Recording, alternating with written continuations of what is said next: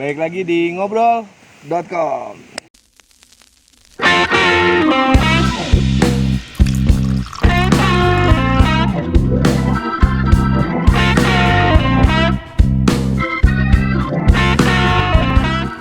Sekarang gimana kabar kehidupan lu? Hidup gue sekarang lebih bermakna, men. Semenjak adanya bidadari yang turun tuh, set, ya kan. Sekarang intinya lebih bermakna aja deh hidup gue. Oh ya, lu mau nikah ya? Lupa gua. Tanggal berapa ya? Tanggal 7 kan? Udah, jangan dibahas lah.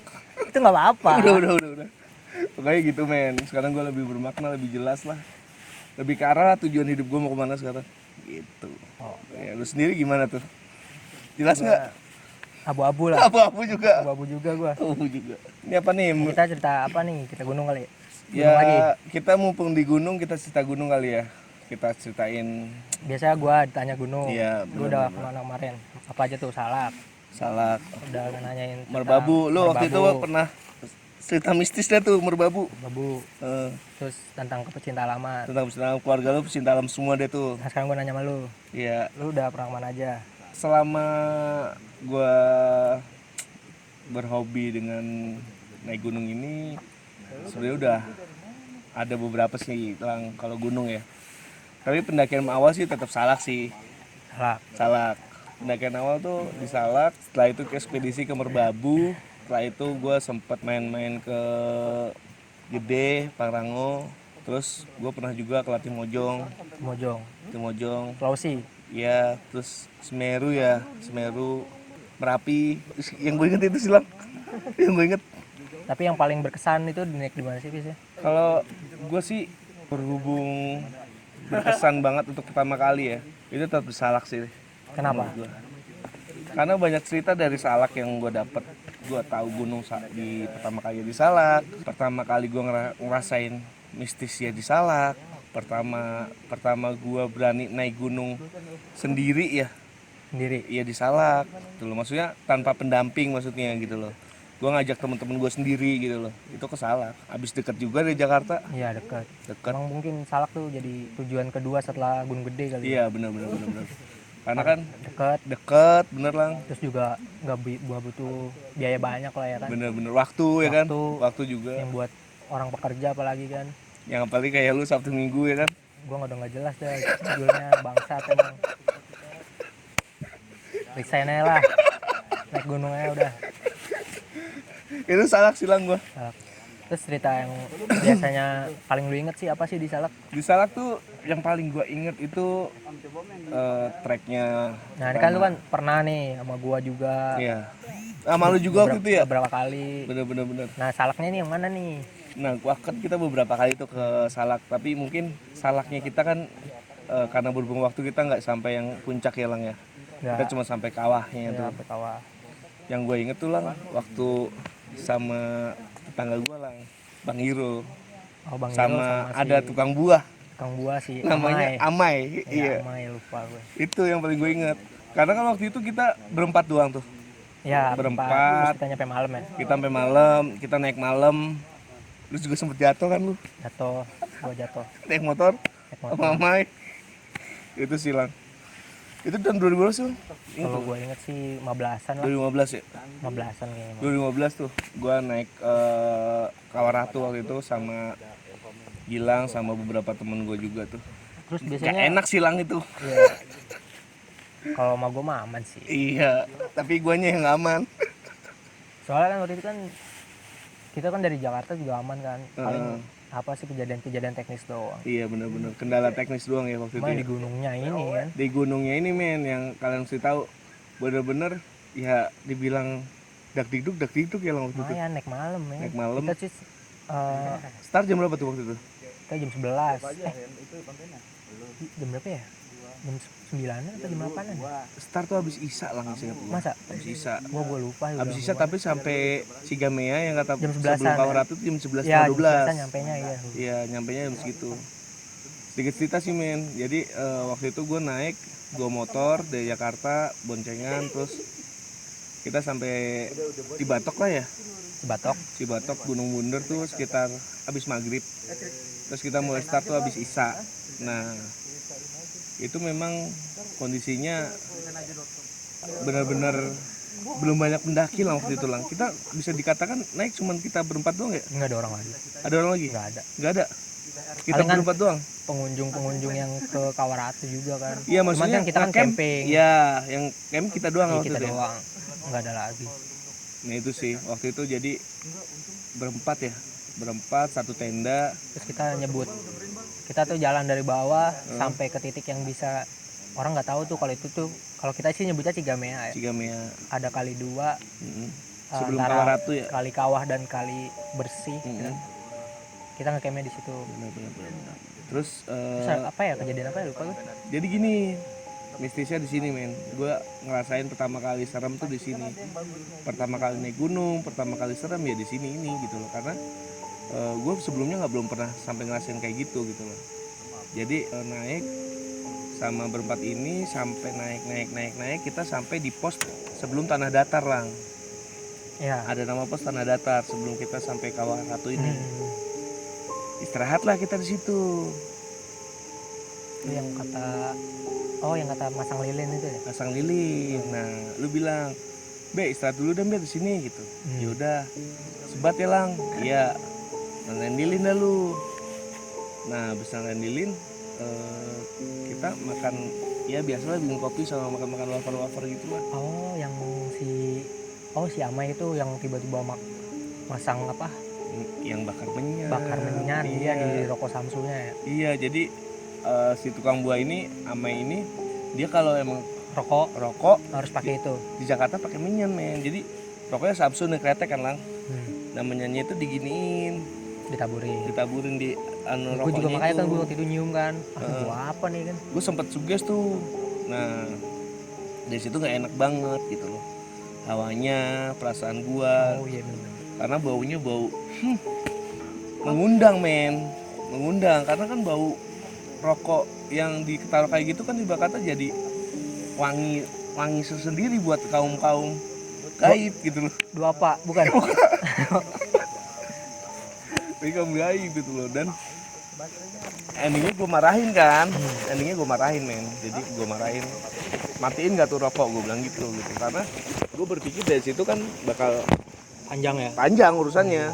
Dan ternyata panjang beneran gitu loh. Men gitu. Sampai satu titik akhirnya gue marahin, akhirnya dia minta rokok, nggak ngerokok itu lagi.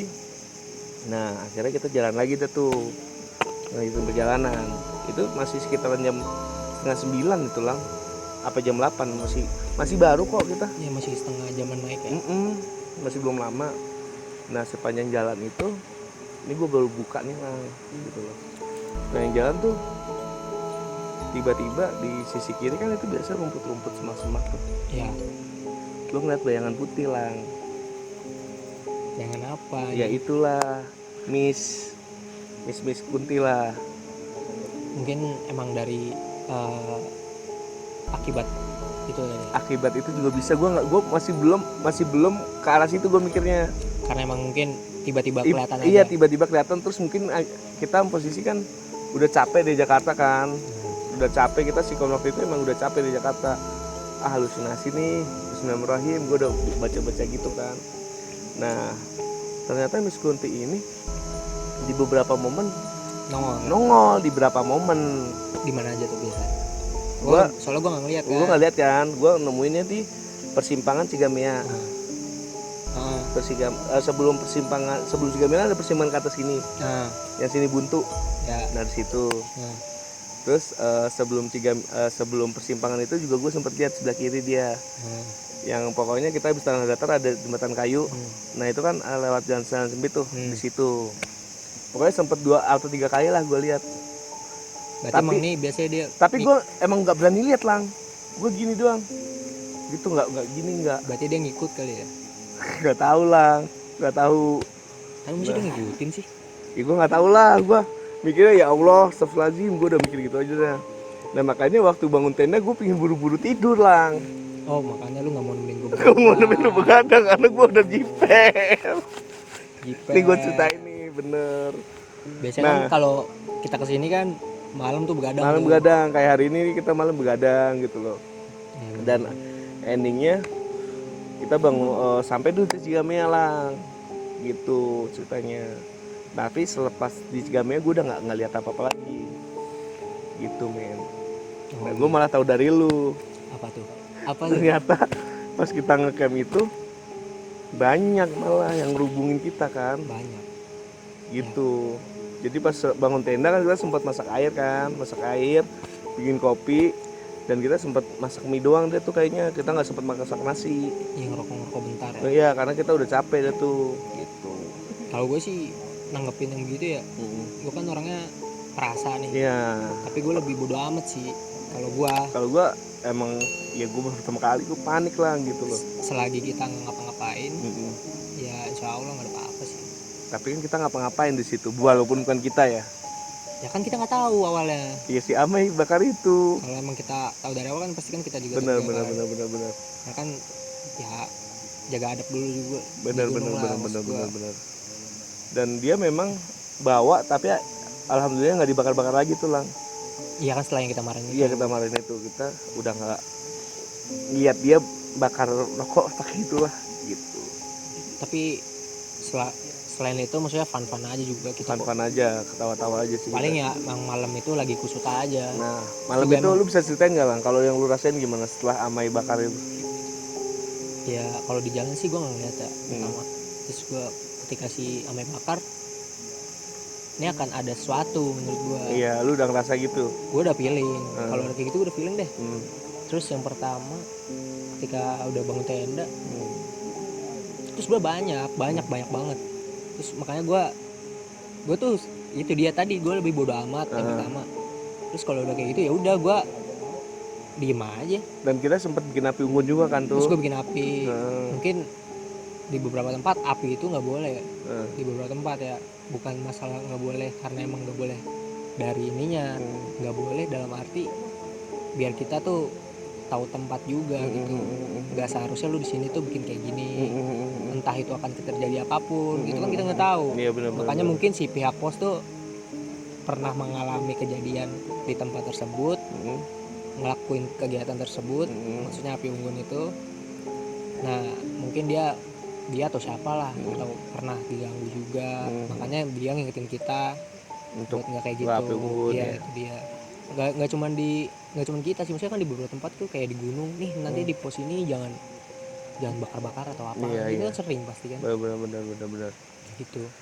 Dan kita juga tanggung jawab sih, maksudnya setelah api unggun ya kita pasti siram air lagi, nggak langsung tinggal aja gitu loh. Ya mungkin yang bikin pengganggunya apa ya, nggak senang aja mungkin ngeliat api atau apa, meskipun mereka dari api. Iya kan? benar. Mungkin itu kegiatan yang mengganggu buat mereka sih.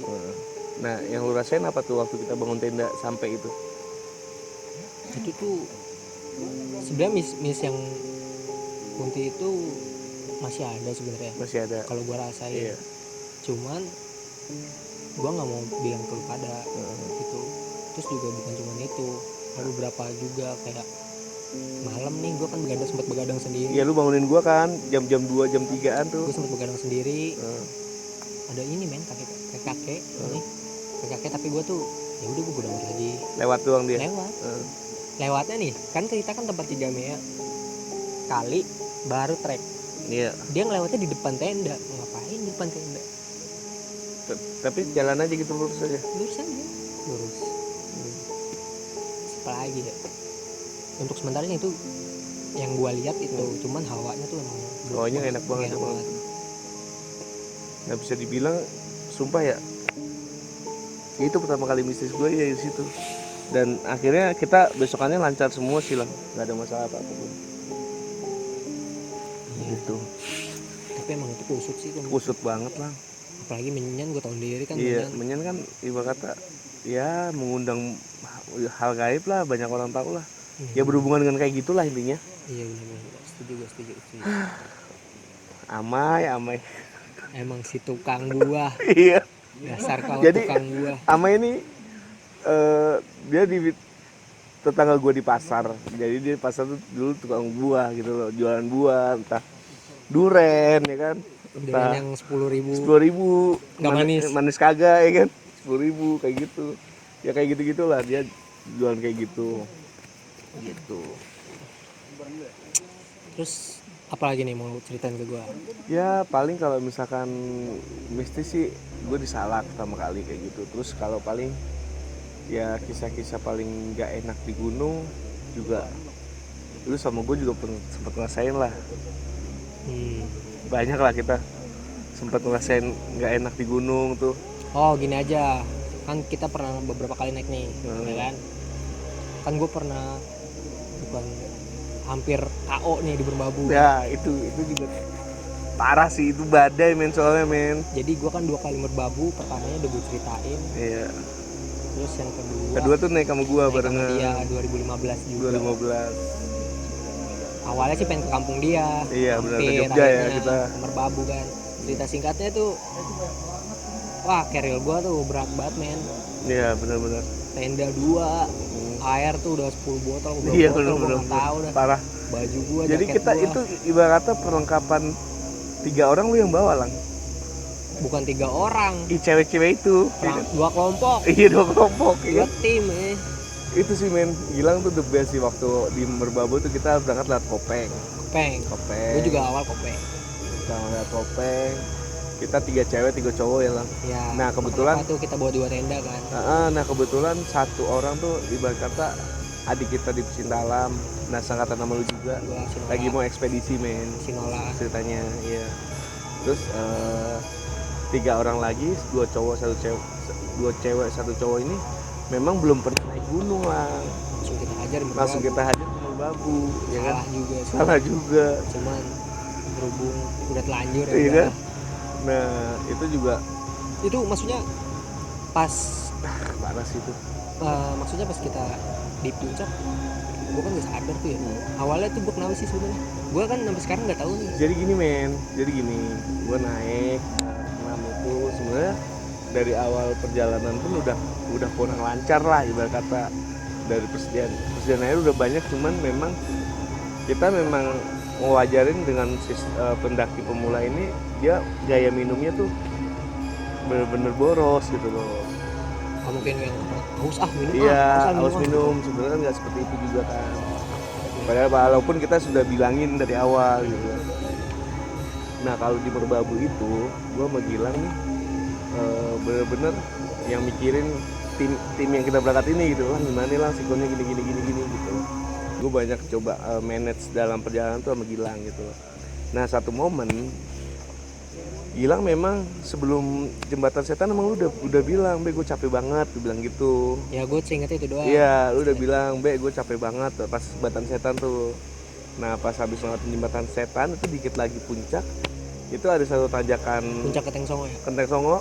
Itu ada tanjakan gini lah, tanjakan yang terakhir lah ibarat kata, tanjak langsung puncak gitu loh. Nah gue duduk di situ. Nah tuh. lu duduk di situ, Gua inget tuh, duduk di situ sambil megang pohon, terus dia ngelamun gini gitu loh. Itu lama lah gue liatin lu. Lama banget. Lama, itu ada kali 3 menitan, 4 menitan lama lah. Itu gue duduk ya. Duduk, cuman ngeliatinnya ke Jurang jembatan Arah sebalik jembatan sana, setan, bukan ke iya, puncak. bukan ke puncak. Jadi dia bukannya madep ke puncak, madepnya malah ke jembatan setan gitu loh. Ini ngapain, bukan, lang buruan jalan gitu. Nggak dengar tuh dia sempet nggak dengar, terus nyuekin gue aja, lang buruan jalan. Akhirnya gue samperin, langsung dia bilang, "Be, gue lemes banget," gitu gitu. Gak tahu kenapa, gue tadi kuat kok, baru di bawah juga masih kuat gue, tapi gue sampai sini kok bener-bener nggak kuat banget, lu bilang gitu. Tapi bang gue ngerasanya Yang ngerasain apa sih emang? pas yang kata udah menjelang dari geger sapi tuh, kan gue jalan sendiri di belakang. Iya bener. Oleng nih gue. Bener. Oleng, gue bilang oleng nih udah kacau. Iya, bener. Udah dalam otak gue tuh udah kusut banget dah. Iya. Kayak tanjakan setan gue harus fokus nih, kalau enggak gue jatuh nih gue bilang. Tapi emang kayak berat banget anjing. Lu ngerasain berat-berat ya? Sumpah nih. Isinya bayi kali 4 anjing. Berat banget bangsat kata gue. Nah itu akhirnya gue panggil Gilang men. Nah ini gue nggak tahu mistis, nggak tahu apa ya, ibarat kata bener terjadi real gitu loh. Akhirnya Gilang gue suruh pas keril, gue bawa kerilnya, ya biasa lah emang berat kan, tapi gue ngerasanya lu nggak akan ngeluh seberat itu gitu loh. Itu masih takaran lu sebenarnya gitu loh. Gue bawa kerilnya, terus sambil gue bopong tuh Gilang. Tapi emang kerilnya berat kan. Berat memang, kerilnya berat. Lu aja nggak mau bawa, bener bawa. Iya. Lu yang bawa kan. Itu Karil memang berat men, karena air berapa puluh botol itu ya kan. Nah akhirnya gue bopong, si Nola lagi mau foto pakai bendera tuh. Nah habis itu kita gua naruh lu di tepi batu gitu karena angin gede banget gitu. Gue taruh di batu gede gitu. Nah, gue dari pas yang kata lu bawa carry itu gue udah nggak fokus, gue udah nggak. Nah cewek-cewek kan langsung meluk lu semua, langsung mapa lu semua cewek-cewek itu. Gue bawa Keril, lalu gue langsung mapa lu. Di papa masih Ipet sama si Nika. Lu di papa, nah habis itu duduk di batu gede gitu di sininya. Nah itu langsung pas Gilang duduk, dak gitu ya. Itu tadinya cuman angin, itu langsung kayak hujan badai ya, hujan angin gede. Itu ada orang bangun flashit nih men, di pinggiran. Nah, itu gue nggak sadar. Itu flashitnya sampai mau lepas gitu. Nah akhirnya gue juga bikin flashit dadakan sama Bang Irul. Lu juga nggak sadar itu, lu udah duduk gini doang lah. Duduk apa rebahan ya? Duduk tapi kakinya selonjoran. Terus lu tidur di sininya Ipet apa nih kayak di pinggir gitu, terus sama sini batu kan. Itu digini-giniin lang sama cewek-cewek semuanya. Iya, lang bangun lang bangun lang. Anjir, sampai kayak gitu. Langsung aja gua ambil tindakan. Bang Irul sama gua masak air hangat deh buat lu ya kan. Susu apa teh lupa gua masak air hangat. Nah, gua suruh itu gua bangun flashit lang dadakan. Pada saat itu juga. Padahal sedangkan kondisinya angin gede. Gua nggak kuat. Tapi kondisinya Nola udah foto. Nola udah foto. Nola udah foto pakai bendera. Nah, itu Nola juga pakai bendera gede banget men. Itu kalau misalkan ibarat kata nggak gua bantu pegangin. Nola tuh badannya semana? Segini nih. Itu Nola badannya segitu, kecil banget kan. Itu benderanya 3 kali lipatnya dia lah gedenya. Itu ibarat kata kalau misalkan nggak gue bantu pegangin, itu dia bisa para layang lah dari puncak Merbabu gitu loh. Nah akhirnya itu gue nolongin lu banget tuh, ibarat kata nolongin lu banget. Gue panik masalahnya, paniknya gue bilang kenapa nih nggak bangun. Nah sampai si Ipet atau Nika ya itu baca ayat kursi men. Pada saat itu juga baca ayat kursi sama Al-Fatihah buat lu gitu loh. Lang bangun lalu tuh merem-melek gitu. Serem banget lang, gue juga panik kan. Gue cuma bilang bang lu masak air jagain ya gitu. Gue bangun flashit nih, soalnya ini kan gerimis bener-bener badai angin gitu lang. Nah sampai akhirnya lu bacain doa, lu minum teh hangat. Yang gue kaget lu langsung sadar dan langsung ada apa sih? Langsung gitu. Lu yang sadar gak? Ayo gue gak ngapa-napa gitu. Lah tadi lu ngapain ya kan? Kayak gitu lang. Biasanya kan ya gue juga nggak tahu ya. Nah itu mistis kedua tuh parah sih apa ya kayak gitu ya. Tapi emang gue pada saat gue udah sadar. Nah yang kata lu madep jembatan setan, lu mau ngapain emang? Gue tanya.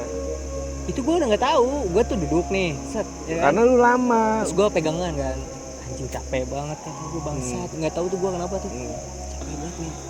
Gue udah tadi gue pengen tidur malah. Udah setelah itu gue nggak tahu. Nah lu bilang memang kalau pas gue panggil lu cuma ngomong gue badan gue lemes banget deh, joprak gue kayak nih bakal joprak. Gue kan gitu. udah feeling kan dari geger sapi tuh kalau kusut. Gue bakal joprak deh, lu bilang gitu. Tapi lu abis minum teh hangat terus dibacain doa, istirahat bentar tuh langsung udah yuk jalan, langsung kangkut Keril kuat lagi. Gue kata nggak kuat, gue juga bingung. Yang bakal Keril siapa ya kan? Nggak mungkin kan? Iya lagi. Iya. Gitu men, ceritanya itu the best sih di Merbabu kedua. Tapi emang pada saat itu kan ya gue kan nggak tahu kalau pas gue jatuh angin itu gede banget, gedenya kayak gimana. Angin gede banget lang. Nah, tapi gue sadarnya pas gue udah sehat. Itu gue ngangkat Keril, terus kan masih ada angin tuh. Ya kita kan lintas tuh dari Selo ke Selo lewat Selo. Lu inget gak malam-malam anginnya kayak gimana? Iya. Kayak gitu di puncak tapi disertain gerimis. Nah kalau gue kan sadarnya pas ketika gue udah jalan pengen turun ke Selo dari puncak tuh kan kita udah maghrib tuh. Itu itu emang masih ada angin, cuman gue nggak tahu sebesar apa. Nah. Kalau yang angin yang gue rasain mah masih biasa tuh, pas turun. Bener. Tapi pas di puncak gue nggak tahu. Nah pas di puncak kayak yang kata angin di bawah itu, yang tenda sampai blak. Berarti itu mah apa itu mah. Nah, lu inget gak ya kata akhirnya baca Yasin kali Bang ya? Itu. Oh yang lu di dalam tenda. Iya, gue baca Yasin kan. Yang di bawah setelah puncak Penteng Songo ya. Iya, yang kata mau ke Jorselo. Yang Merapinya kelihatan kan. Merapinya kelihatan. Nah, itu dari situ akhirnya malam-malam kita ngecamp mutusin tadi mau di Sabana 2 kan. Karena keburu malam akhirnya kita ngecamp pas banget di bawah situ. Angin gede banget. Nah, malah lu yang nyuruh kok. Ingat gue, Be baca Yasin dong Be gitu. Yang Yasin kecil. Iya, gue baca Yasin kecil. Al-Quran kecil ya? Al-Quran kecil. Nah kan gue bawa memang. Terus lu bilang Be baca Yasin dan Be. Iya Gitu. benar gue inget tuh. Nah, gue baca Yasin. Terus anginnya agak redaan, lu bilang alhamdulillah tuh kan Be. Lu baca Yasin anginnya agak redaan. Iya benar. Nah, kita baru istirahat ya malam Saking itu. capeknya kita cuma bangun tenda tuh ya. Tuh berenam satu tenda bener-bener. Karena sikonnya gue udah mikirin Gilang, terus cewek-ceweknya juga udah pada lemes kan. Capek dan kita masak air cuman 11-2 gelas deh. Iya. Langsung tidur waktu itu. Gitu paginya baru masak. Kenangan Berarti terindah. kusut nih. Hah? Kusut berarti. Kusut juga. Tapi momennya luar biasa lah. Luar biasa lah Merbabu itu. 2015 ya? 15. Dan terakhir gue ke Merbabu. Dan terakhir gue juga ke Merbabu lah. Taran aja dah. Gitu. Dan di situ kita juga ketemu Kang Agung men. Ya tahu ngasih mangga. Di Selo gua itu. itu. Di Kang Agung gue ketemu tuh. Jadi Kang Agung tuh senior gue di Pecinta Alam, dia sempat ngisi di beberapa konten kita ya. Dia ngisi cerita-cerita tentang gue naik ke Mojong juga, ada beberapa juga gitu sih. Ketemu Kang Linknya Agung. jangan lupa Lati Mojong. Nanti link nanti Mojong. Gitu sih. Jadi dia ngasih mangga ya. Mangga men terbat. Air udah habis ya kan. Air udah habis dikasih. Mangga kuning Iya. mangga Alpres. Iya.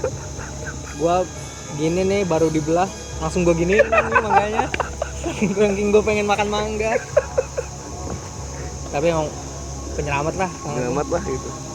Dan kita turun-turun udah kayak. Nah ternyata kan pas kita turun emang ternyata Selo juga badai. Ternyata Agung badai. ngomong kan. Iya. Wah angin gede banget lah. Ya, itu kemarin gue ngerasain di puncak Kang, gitu ngomong gitu. Gue tahu dah. Nah terus habis itu kita balik dari Selo udah kayak gembel dah.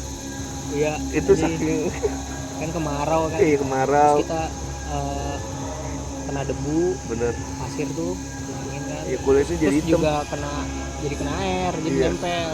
Nah nanti tuh ada di foto Merbabu ini kita tuh sakingnya hemat air, Bibir gue pecah. bibir Gilang tuh pecah-pecah men.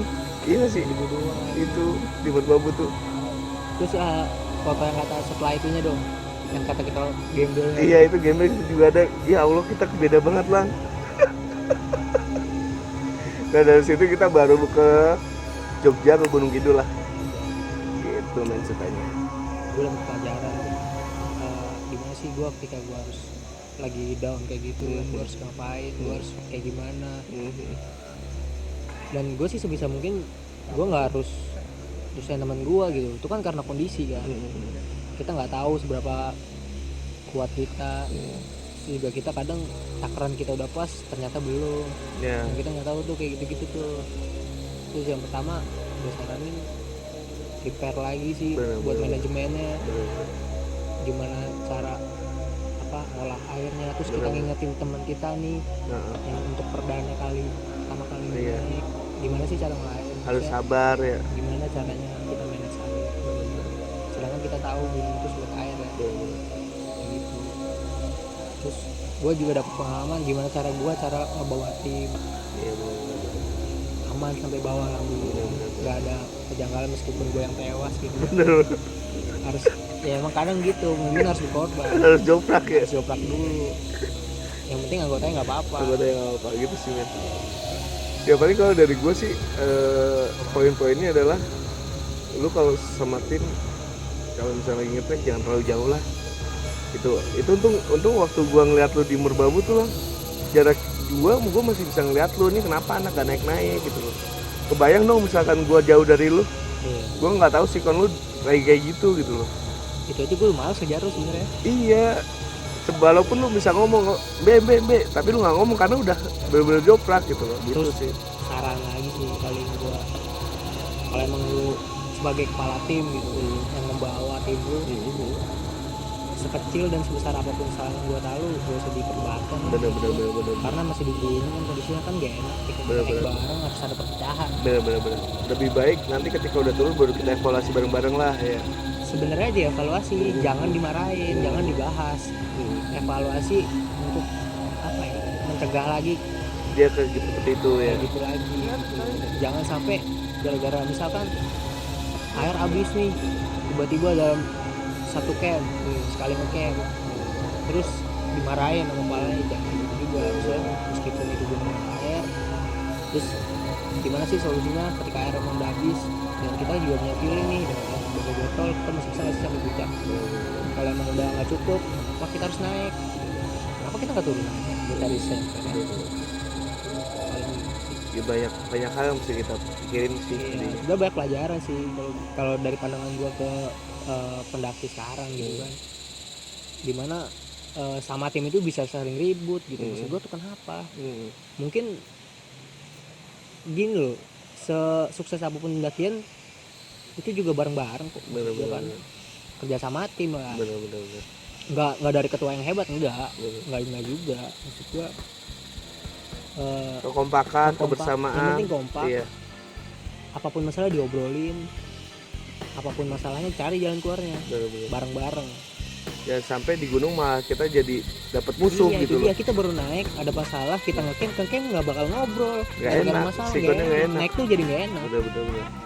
Asli itu. Tadinya kita mau dapat fun ya kan, malah jadi berantem begitu, jangan deh. Nah paling gitu sih teman-teman. Bener. Gue udah beberapa kali juga naik sama Bobo. Dan kondisinya gue juga waktu itu nggak tahu gue kenapa kan. Makanya sekarang gue tanyain, jangan dia nanya orang terus. Iya bener. Makanya tadi gue sih ditanya mulu men gitu loh. Gue kan biasanya megang kamera aja nih. Iya. Gue harus keluar dari media. Dan mungkin terakhir buat gue sih ya, buat temen-temen ya kalau misalkan lagi naik jangan lupa berdoa. Itu men, poin men. Ya, Nah buktinya Yasin, gue baca Yasin anginnya jadi kecil ya. sebelum naik apa pas naik? Ya pokoknya berdoa terus dah Ya, sepanjang perjalanan. Iya nggak? Poin lah. poin. Lah itu penting ya. Gitu sih paling buat teman-teman. Jadi Oke. intinya kita bisa ngobrol juga di sisi lagi dan momen. Oh, jangan lupa tonton video-video lain Tetap dari ngobrol.com. benar-benar. Kalau ada saran-saran ya, Saran bisa komen di bawah. Pokoknya buat netizen Indonesia iya, jangan lupa komen, subscribe, like, komen. tonton video-video lainnya. Iya, cuma di Tetap di ngobrol.com. ngobrol.